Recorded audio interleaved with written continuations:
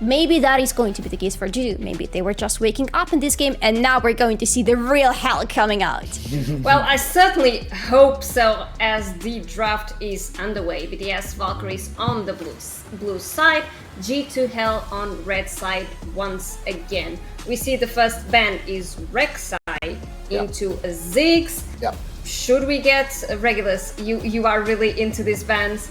And Yeah. Gnar, that Gnar is not gonna happen today, Regulus. What else should be banned here? So it looks to me like we're just seeing a complete run back of the first game bans. We see the Syndra ban come out. Would not be surprised me if we see Rel, Aatrox as the final two. In fact, actually, the Caitlyn, that's a very interesting one. I perhaps would not have erred towards the Caitlyn ban. Maybe they just wanted to ensure that they could get a matchup that they were much more comfortable with in the bot lane in that early game, so that G2 perhaps can't transition so easily into those early objectives. So, you know, I get it. There are obviously stronger carries, but yeah, the Aatrox ban does finally come through there from G2. And then we see a quick B1 Trist. Again, strong flex on the side of BDS, followed up by the Ornn, Elysia Stand special, and that Rel coming through, possibly onto Sheena. I'm loving this. And from your expression, Solari, you are loving this as well. Tell me, why do you love this so much, and how can BDS answer? I love Ornn for Elysia. I wanted to see something like that happening in the second game because it is a very reliable weak side, much more reliable than Malphite or pretty much anything else, to be honest. It just stays there, it is nearly impossible to kill, it is nearly impossible to gank, and it's going to be tremendously useful later on in the team fights. I think it's a perfect pickup for G2, and I think it should allow them for a much safer top part of the map. Yeah, and that Rel, once again, is a pretty nice flex. We see BDS picking that Seraphine again, and a Poppy, which is a really important tool. Regulars, we've talked about this over and over again. And G2 picked that Neeko there. Thoughts about this first phase? Yeah, no, I think everything's kind of going within expectation here. We see the Ornn Rel and the amount of volume they can offer, so probably putting Ender, I'm assuming it's going to be Ender onto that Poppy again, could be a flex. In fact, all three of those picks could be flexes, very nice on BDS. And then the Neeko, just very standard, I think. I feel like of all of Tifa's champion pool, Neeko is probably the champion that's best suited to playing with Rel, because Tifa loves to play obviously stuff like the Karma and the Ahri and this, but the Neeko gives just a little bit more, which I think is what G2 need. And again, we see even more there with the scaling option on that Sivir, so we could probably see like Sivir Nautilus maybe come through on this last pick, if it's not already taken away by the side of the Valkyries. Okay, we have Yone, Renekton banned, as well as Nocturne and Malphite. And BDS locked this Nautilus and hovering at least this Vlad. Solari, what do you think about this last pick from both sides? Thoughts and prayers to BDS Valkyries, potentially, because this draft from G2 is looking so damn strong compared to the previous one, but oh my god, we'll forget about Sylas. We always forget about Sylas. We pick up a team with so many good ultimates, and we're like, yes, we're good, we're set up, and then the enemy team is like, no, guess who is set up? Us, because we're gonna steal all your ultimates and use them to our own advantage. And that's the good thing, because Sylas was actually buffed in this patch, and we barely mentioned him during the 2 days, and I think it can be such a useful tool for this particular match. But on the other side, G2 Hell has way more late game insurances, has way more tools to navigate through this game that they had on the previous one. So let's start off by talking about those tools, Regulus, about how can G2 Hell, play this composition. Well, I'm liking this a lot more from G2 Hell. It's clear that they've got a little bit more damage in the mid lane and a better scaling option there on their bot side. So for me, this is already just a much more competent comp, I think. Obviously, they've kind of done away with some of the weirdness that we saw in the last one. And for me, looking at G2, obviously, again, it's going to be a case of the later it goes, the better it's going to look, especially if they want to try and play front to back. But wow. See on the Sylas. I mean, I'm gonna let you two talk about that one a little bit more, but that is a pick. Solari, go ahead, tell me everything about this Silas, tell me everything about what we can expect from this particular pick. The obvious one, Silas has so damn many good ultimates to steal. The Pop Blossom, the Magnet Storm, the Call of the Forge Gods, everything that he wants is going to be available to him. So she has a lot of choice here as to what tools she wants to have additionally to her team coming to the team fight. But it is the fact that it's she playing Silas in the end. It is the fact that this is suddenly not such a safe matchup for Elysia anymore, because Silas is such a nasty champion to be playing against in the lane, because yes, he is melee and you don't really expect too much from him, but his gap close is exceptional and it is so damn quick. The moment he decides to lock onto you might just be the last moment for you on the lane. So we should be especially focused on this, I don't know, mid-jungle matchup. What do you guys think? Do you think the game will go through this mid-jungle? Do you think the bot lane should be the main focus of this following match? Regulus, do you have any idea on how this game will be played, at least during the early stages? So one interaction which I kind of hope we see is the interaction where Ornn puts a pillar up and Poppy goes, "Ooh, it's a bit of terrain for me to knock you into." So the actual ganking potential on this top side, getting C ahead once again and creating like a really strong 1-4 scenario, or the ability for the Silas to just come in and cleave. We've seen what C can do on Silas in the top lane in Pathfinders 1. So let's see if she can do it again in Pathfinders 2. But for me, if you're on the side of Sheena, you're going to be wanting to coordinate with your Nico in the mid lane there, maybe to try and get some early lock on Shah, but it's going to be so hard if this Tristana is warding up efficiently. And that's the thing. This vision control, I think, is going to be the key for this upcoming match. Solari, how can both these teams play around this vision? How can these two teams play around also the neutral objectives?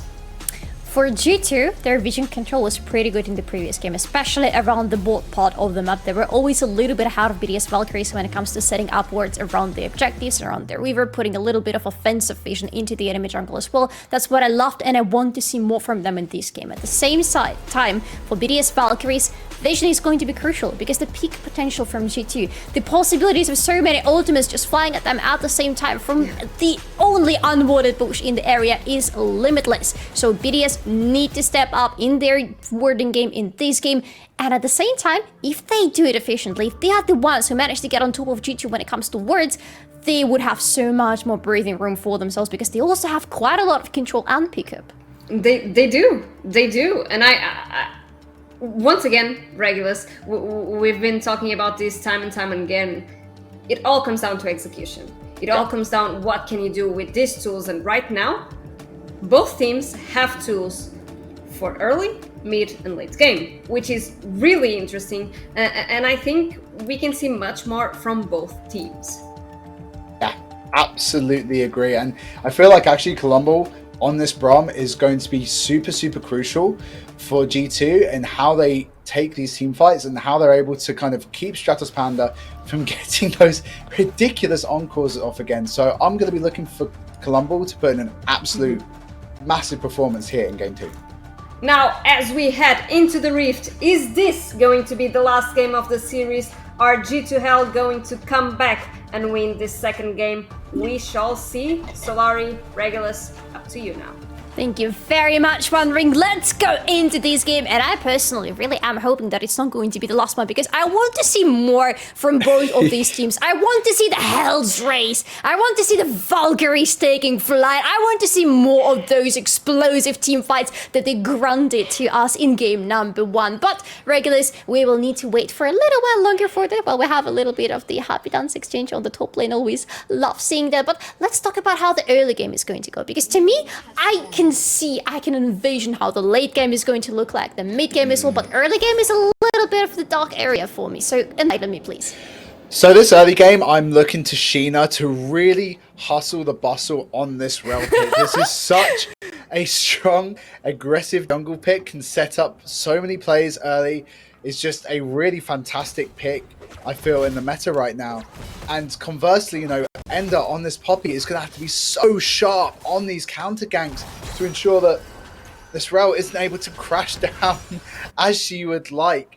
So for me, it's just going to be a lot of jostling, I feel, between the junglers to really get those plays off. But for me, I'm more interested in seeing what's going on in this top lane here, because to see if this Silas gets sufficiently ahead, Lysia is going to have to pray that it goes super late before someone's able to really make the impact. In the usual matchups, Owen has two scenarios, right? He either dominates the lane, because he has the range on his abilities, he has surprising amount of damage in the early game as well, or Owen just stays back, relaxes under the turret, knowing that nobody can tell what him whatsoever.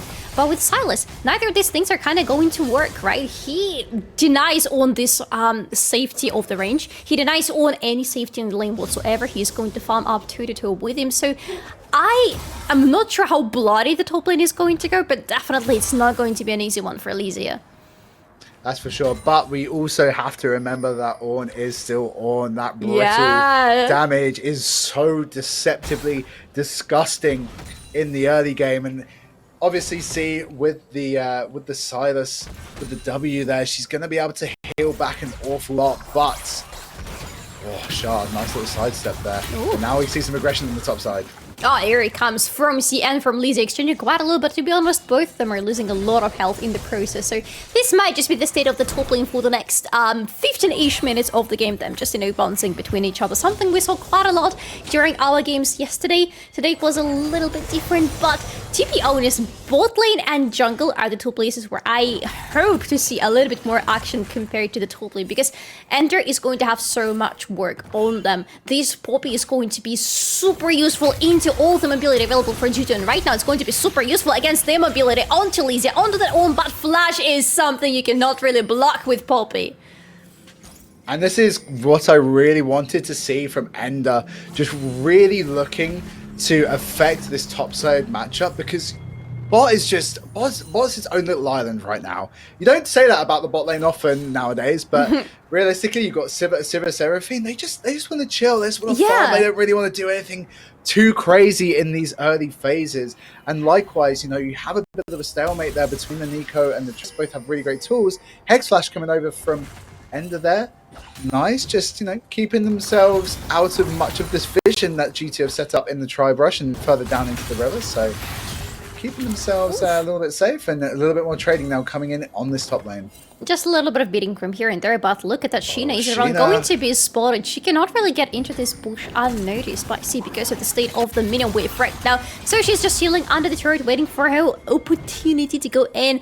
She's here, she's guarding her top laner as much as possible, driving away C from the lane and allowing some safer farm for Lysia. But it looks like Ender is around as well, so it's both of the top laners and the junglers on the top lane right now. We might be up for a nice fight here, but Poppy, Poppy has the Hex Flash, exactly. That's what I just noticed. It could be a very interesting scenario here, but on the bot lane, it's some beating as well. Can we go back to the top lane? Oh no, it's nothing going to happen on the top lane. I'm slightly disappointed, Regulus.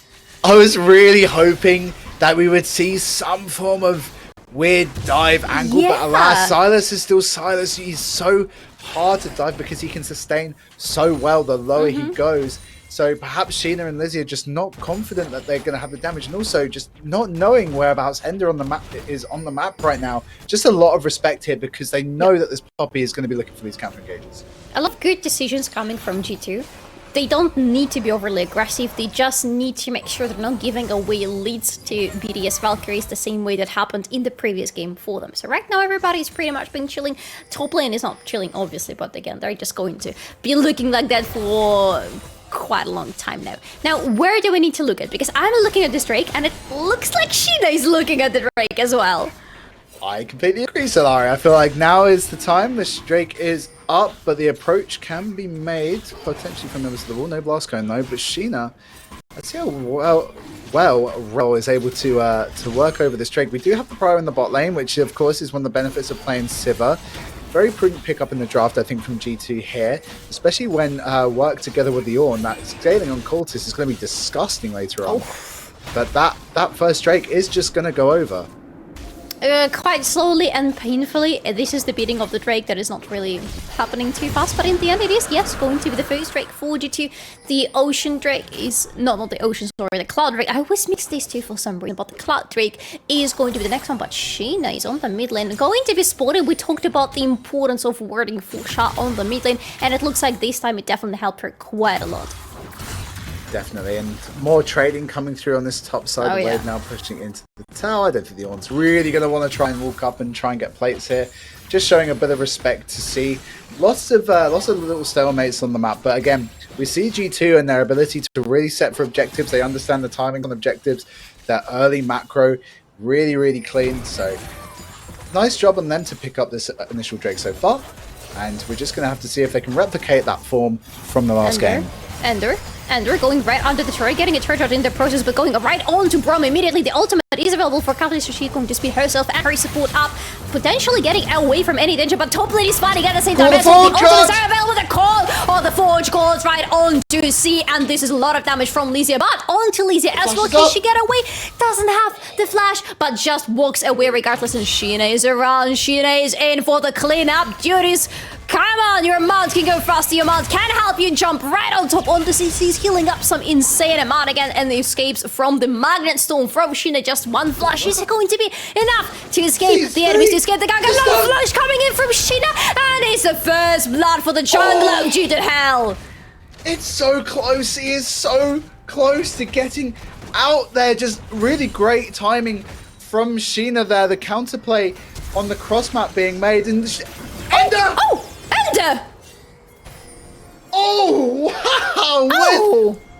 Well, that was just impressive, incredible presence of mind there from Ender. Just full sent it, thinking that Lysia was basing in the bush, probably saw it on the wave, and lo and behold, the gamble was correct, commits the flash, and obviously, you know, went on Poppy with this Hex flash. Flash is fine, but it's not quite the high, importance summoner spell that it is on so many other picks, because hey, look, you got Hex Flash, you're chilling, right? So fantastic work there from Ender to get that pick. The loveliest part for the Valkyries right now is that they completely mitigated the pressure around the Herald that was coming out of G2, because Sheena was around the top lane for a reason. It wasn't just to pick up the first blood and the first kill of the game. It was also to try to rotate towards the Herald right after that, because it was just spawning up. But alas for G2, they lost the momentum and they lost the Herald effectively. Two BDS Valkyries, they have it in the pockets of Ender right now, can release it whenever and wherever they want. Absolutely. It feels this guy, like this game, BDS is the team that's actually on the timer here, because we've spoken a little bit about the sort of Ornn and the sort of Sivir, the incredible amount of scaling that we see on the side of G2 here. So I do wonder if we are going to see a lot more proactivity from BDS, especially when it comes to these future Drake fights and setups, because, I mean, if G2 get back to Soul Point again, and BDS haven't really gotten going, then it's going to look really rough for them. Yes, because getting to the objectives is going to be super hard. Sheena is playing a champion that is really hard to catch in the pit, because she's most probably going to do the very same thing to you. But to be honest, whatever we're talking about in terms of the tools for G2, most probably BDS are going to have access to it too, thanks to C on the top lane, thanks to that Silas. But yeah, I fully agree with you. I want to see BDS putting much more emphasis into the early Drakes. I love the fact that they have the early Herald already in their pockets, so you know, a little bit of proactivity there around the major objectives already there for them. But let's just take it one step further. Yeah, let's just take it 1, 2, maybe even 3 steps further. I feel like it's what we're going to be looking for in this game here. But oh, that static shiv now from Shah. Yikes.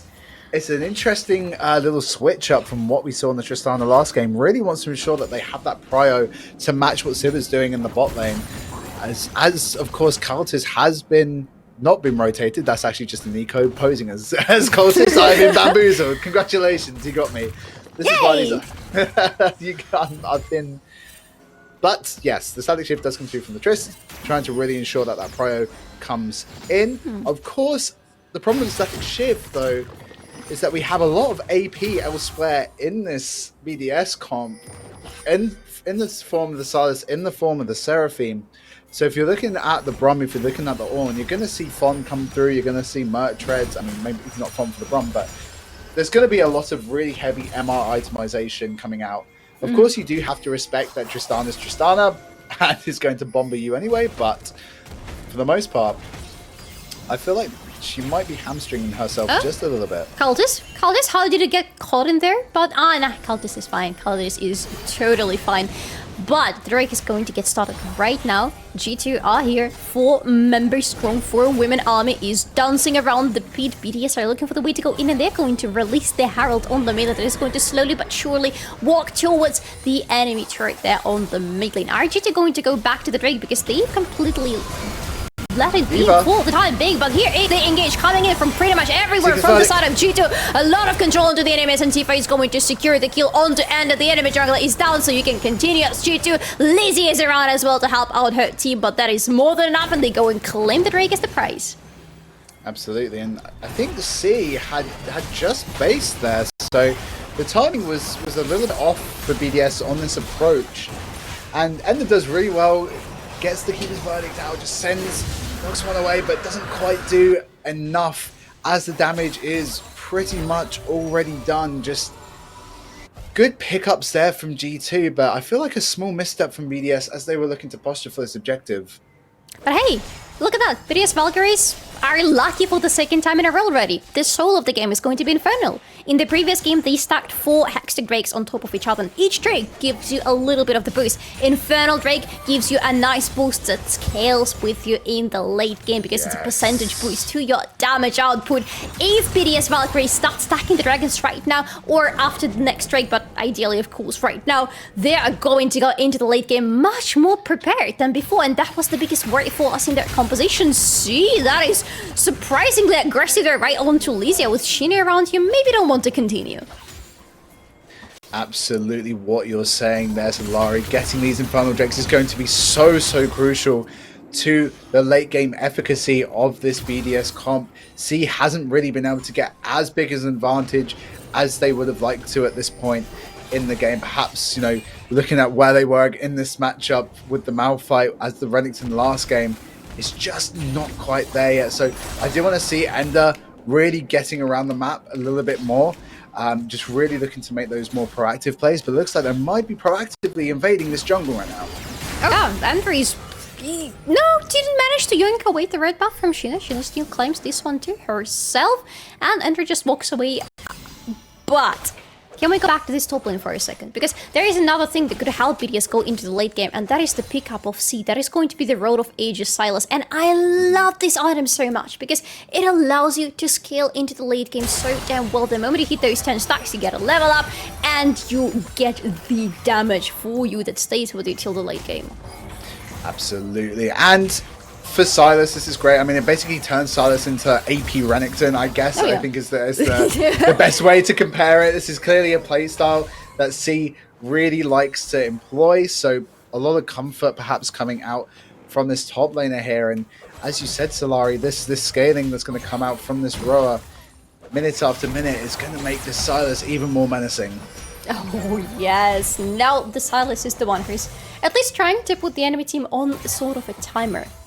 But if we look at the real timers in the game, the Herald is up and running. Ender is already there, starting the Drake right in front of the noses of G2 because Sheena is on the mid lane right now. Doesn't move towards the Herald. Maybe now, maybe not. Clumbable is going to notice that something is very off. Sheena is going to come here. Is Ender alone there? Yes, he does have the power on the top lane. No, she's not alone actually. Avalona is around Shadow as well. Very good hook. Again, do you expect anything else from Avalona at this point, to be honest? Honestly, I've seen some fantastic hook work from a lot of these supports in this game, but Shah getting caught out. Oh, yo. Great Buster Shot. Alright, and a flash right after that, but G2 is still chasing down with the ultimate from Cultist. They're so damn fast, and Shah is going to go down. It's another kill. It's the first kill actually for Cultist in this game. Yeah, Cultist is now on the board, 1,200 gold ahead of the Seraphine. This is super spooky already for BDS, but G2, they commit so much, obviously, for getting this pick. But unfortunately for BDS, there's just not much for them to get back in return. There's no objectives up. They can, maybe look to get some damage on the mid tower, but there's no plates to get. So just really, sometimes you see these really deep runs to pick up a single kill. But right here for G2, there really is no downside to it. Yes, they already have given away the Herald. They already know there is nothing for them to do and nothing for BDS to try to get in return for them. So they just commit fully knowing where the enemy team is on the map. And right now they can prepare for the Drake. Less than a minute before the next one is going to be up and running. G2 are on their way to get the soul. The next Drake is going to put them on the soul point of the 3 Drakes in their pockets. But Team BDS, the Valkyries, are going. Oh my god, Ender! This engage from you is insane. Going in with the shield immediately to not let Columbo get out of that alive. Fantastic pickup again from Enter. She has been phenomenal with these flash engages on the Poppy so far in this game. And wow, another hook comes out from Eva Luna. But alas, nothing to be taken here. But this is what we want to see from BDS. We want to see... Oh my god, it's Tifa! 3 people! Bob Blossom goes in immediately. How unfortunately she has been completely removed from the fight thanks to Ender. And that pretty much saves BDS Valkyries right now. Tifa, you sneaky hobbit, you've just come through and just bamboozled us all again with an incredible 3-woman blossom coming out from the Nico there. And then they're going to transition this pressure into the 3rd Drake, and we're back here yet again, Solari, for the 2nd game. Wait, because there is the plant available for Ender if she wants to go in, but it is going to be so damn risky because look at Columbo, she is on the duty, she is waiting for Ender. She doesn't want to let her go in, she goes in regardless, but only to die, to meet her own death instead of the Drake. Oh, it's so close as well. It's these edges in this game are unbelievable. Columbo's been cooked yet again. Cultist, you don't want to be there with this health bar right now, but the shield is going to let her stay alive, and she's shooting back at the enemies right now. Look at the damage! It's going to be the 3rd kill for that savior. Eva Luna is the one caught up, trying to get away. Poor Nautilus can survive for long, but not for that long. Honestly, and I think, although Columbo, yes, does eat the hook again, I do want to... minion. Although Columbo does wait... Just a little minion, nothing to see here, anybody? Why is it custom minion before everybody else? Just because proactive minion, that happens.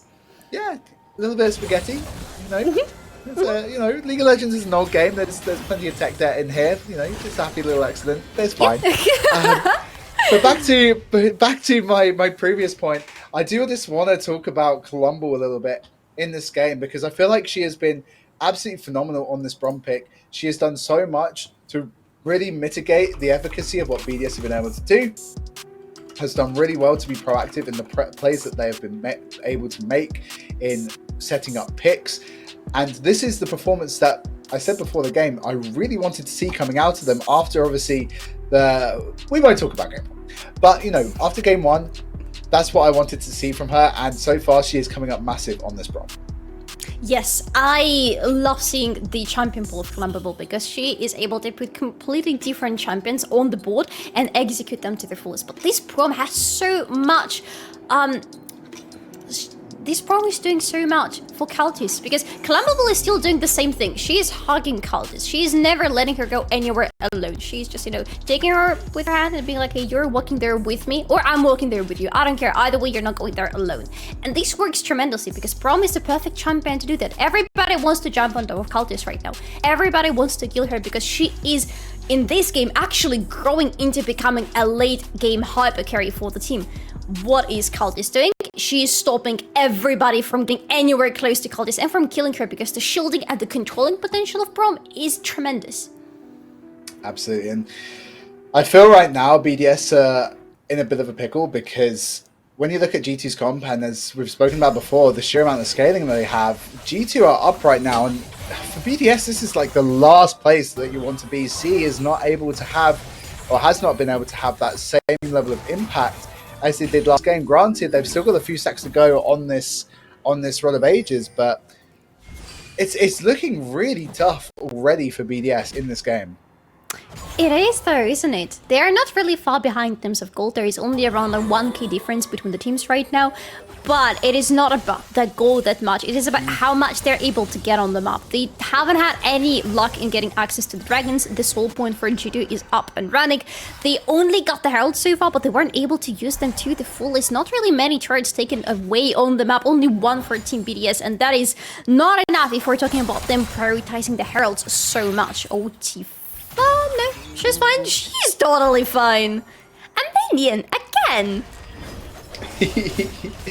I feel like this Abyssal Mask pickup here on the Ornn is really, really interesting, actually. I feel like we don't tend to see Abyssal Mask very, very often, but I feel like it's actually a super, super strong item. I feel like it's criminally underrated because not only does it provide, obviously, you with ability haste and MR and whatnot, but it also reduces the MR, up to 25 granted, but it does reduce the MR of everyone that's sort of around you. And like once you get into the middle of the team fight as that Ornn, knowing how much like AP damage is on this BDS comp, this item becomes so gold efficient. Oh yes, and Tifa is going to be so grateful for the pickup because her damage output is going to be so boosted. Yes, I can see exactly where this item is coming from, and I'm quite happy to see it for GT, to be honest. I also was quite happy to see what was happening there in the mid lane because Khaldis was acting kind of as a bait for Team BDS with two of the teammates sitting in the bushes waiting for somebody to pick up the bait, but nobody did that. The fish is still alive, maybe not right now because right now Khaldis is going to find herself in not a nice spot whatsoever. A lot of ultimates thrown at her immediately, and seeing the end is going to get a shutdown onto the AD carry of Team G2. Helen Ender wants to continue going on to Tifa. Poor Tifa, poor Nico is out of the game as well, and it's a double for C.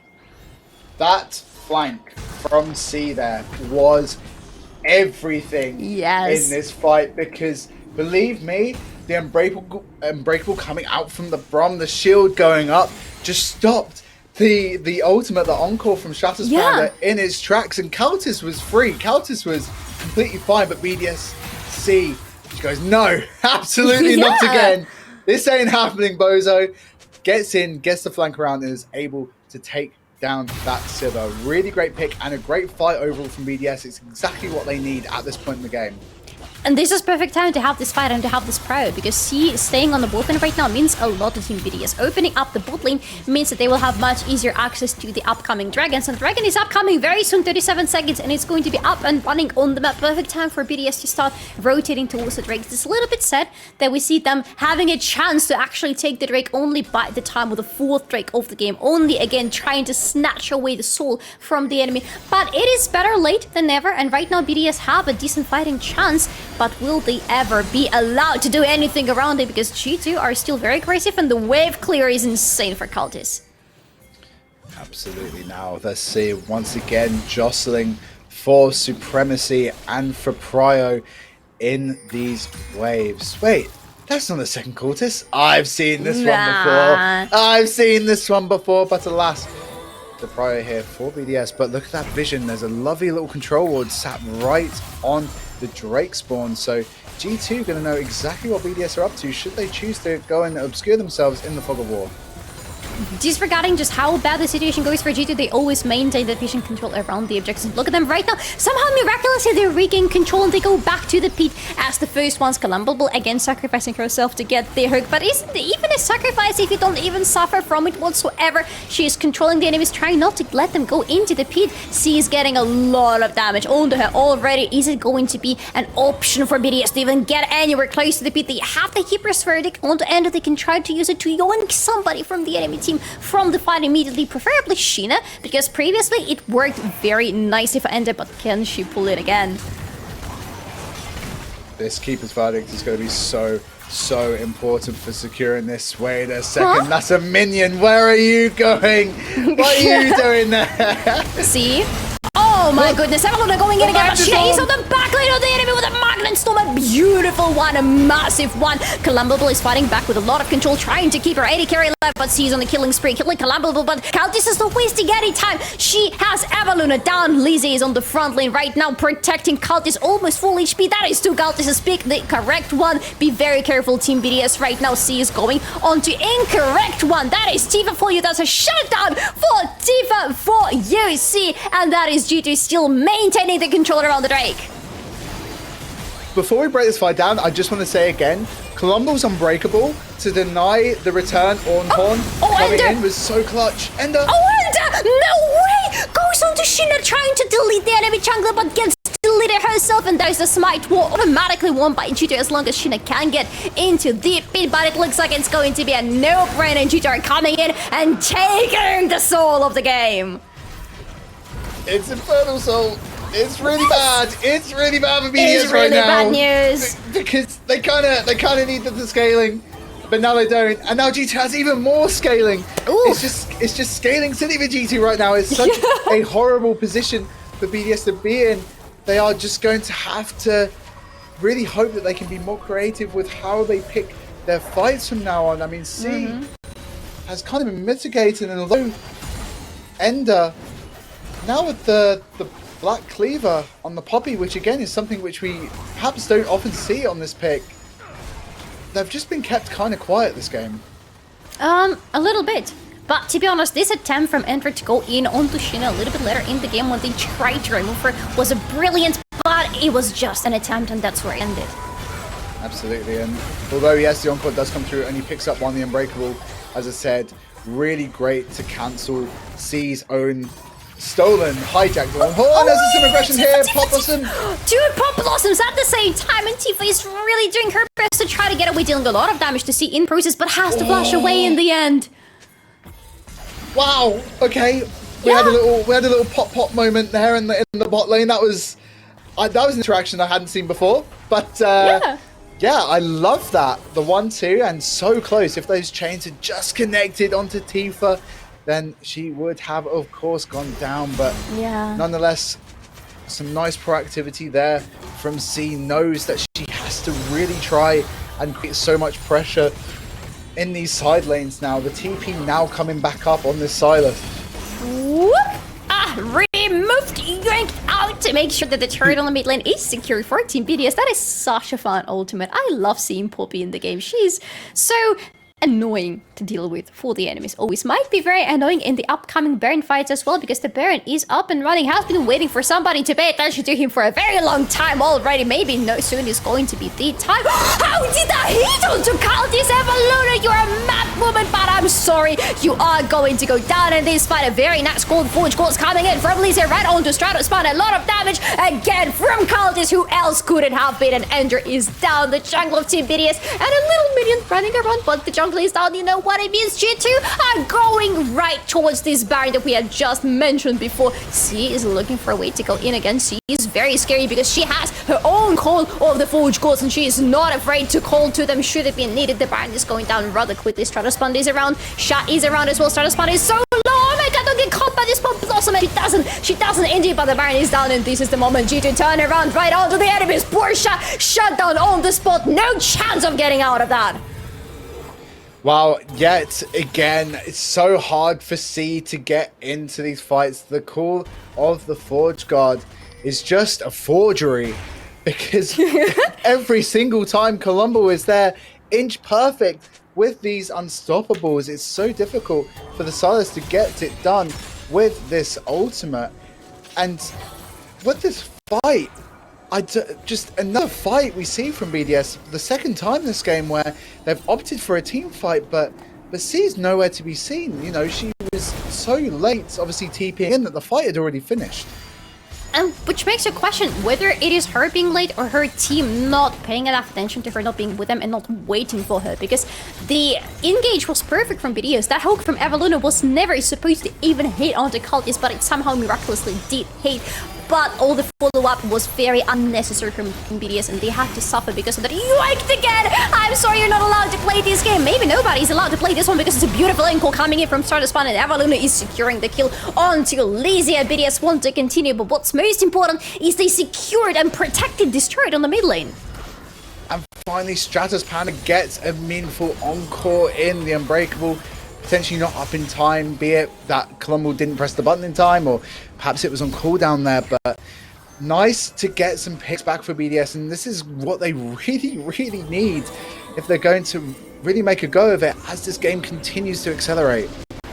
And this game is accelerating because you have to remember that G2 have the soul, and in a minute and 20, somebody might just have the Elder Drake. We are finally going to see the Elder Drake in this game.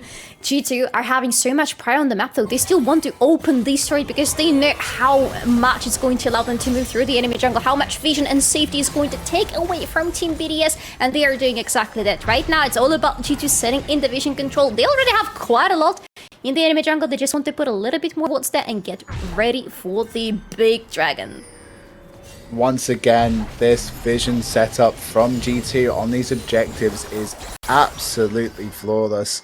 Ooh. They're so in control right now, and obviously we take a look at this gold lead. Yes, it says 3k, 4k on the board, but with these ornaments now coming in thick and fast, the actual gold lead is actually so much greater than what we see on the board. And obviously, you know, the opportunity with that scaling, with that hyper scaling, is just phenomenal. Oh, that looks so scary there from Evaluna, but Sheena is going right in with a Magnet Storm onto enemies, trying to do as much as possible, followed up by the ultimate from Columbo, followed up by the Forge Course from Lisa, followed up by 2 kills already from the side of G2. They're going in so damn strong. G2 had a lot of damage, they say, and they really want to take the big Papa Drake into their hands too. The big Papa Drake is going into the hands of G2 Solari. It is a beautiful, beautiful engage starting out there from Sheena, and the follow-up was absolutely sensational. The Magnet Storm followed up by the Forge God with that Pop Blossom, just as a little bit of icing on the cake, just as a sprinkle on top. And don't get me wrong, fair play to Shah, gets the 3-woman buster shot to get out of dodge, but oh my word, this engage and this ability from G2 to just completely crush BDS is absolutely disgusting. I don't know about you regulars, but I have a very ever so slight feeling that we might just be possibly going into game number 3 in this series. You know, something just tells me that G2 really want to win this game. Unlike the previous one, when they weren't maybe even trying to their fullest, in this one, finally they have awoken, they have risen their hells, and in this game they are so damn strong. The gold lead is still growing for them very nicely with this Drake right now for the next couple of minutes. It is no fight for Team BDS. They know they cannot even approach G2.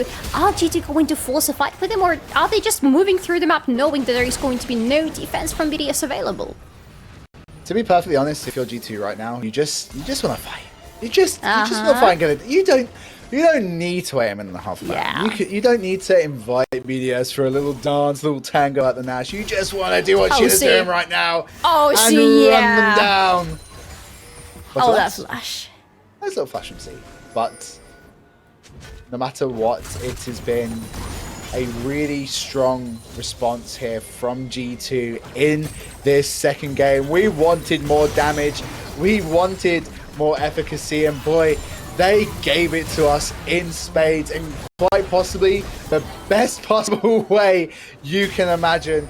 With that Ornn scaling, with the Sivir, with Infernal Soul, Elder Drake, they gave everything. There is no much more damage you can get into your comp than what G2 is showing us right now. Absolutely impossible. Oh, Evaluna, I'm so sorry. This Elder is going to get you. Tifa is claiming yet another kill. Not like she needs any more, to be fair. But it's just, you know, it's just for the breeze. It's just for the stats after the game. And G2 are sieging heavily into the enemy space right now. They want to crack open this space. They have the wave clear. They have the damage. Still have the buff. They have absolutely everything in their hands right now to finish the game right here, right now. Still a -1 for BDS for the next 17 seconds, and G2 know that they are pretty much unstoppable at this point, and BDS Valkyries with no chances in this game, just like for C, who escapes the pop blossom from Tifa by going into Zonias, but that is going to be game over for you. I'm afraid the inhibitor on the mid lane is going to go down, just like this trade that was protecting it just a few seconds earlier, and it looks like it's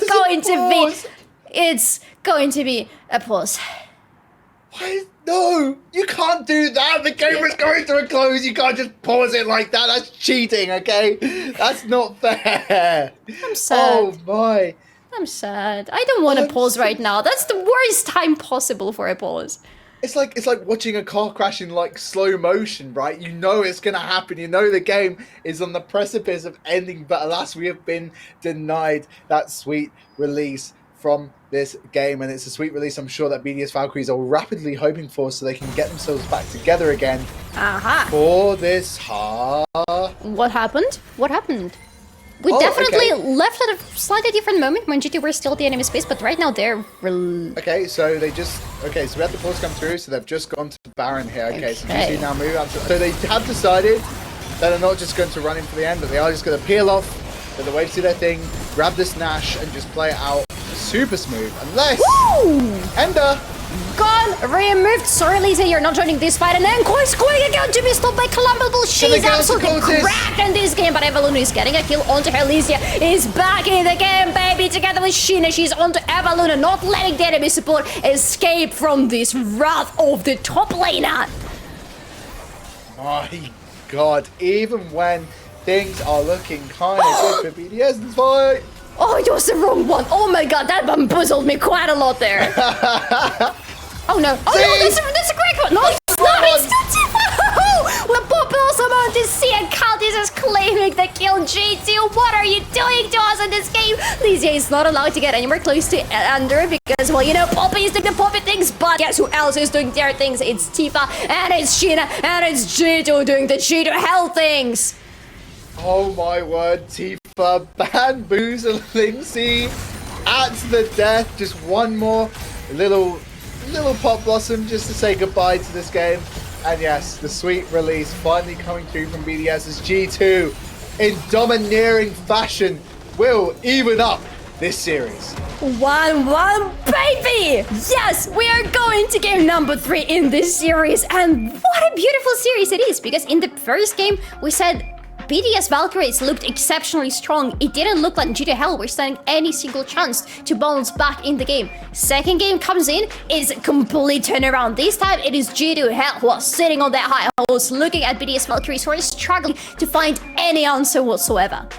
Absolutely, and it is just draft nirvana, I feel, coming out from G2 in the second game. They looked at everything, they sort of were like, oh god, what have we done? They looked upon their first game draft and like, right, okay, this just ain't it. And they have responded in such a big way, completely switched it up, went for something that was just far more standard, far more scaling, just better sort of carry options there, getting Cortis onto the server. It's like, okay, well, yeah, you kind of need to go late game, but that's fine, because we have this really powerful jungle mid duo in Rel Nico, which is just going to carry you through so much of the game. And absolute kudos to G2 for playing it out, really being able to keep C and Ender quiet despite the fact that the pair of them, no, they had their moments. Ender, absolutely fantastic on so many of these Poppy engages, but for me, Colombo, oh my god, this Brom was absolutely phenomenal, but we'll break that down more very shortly, I'm sure. Oh yes, oh my god, we'll need to talk about this, we'll need to talk about everything that happened in this game, but before we do that, let's go for a short break, breathe in, breathe out, and be right back for game number 3. Whew.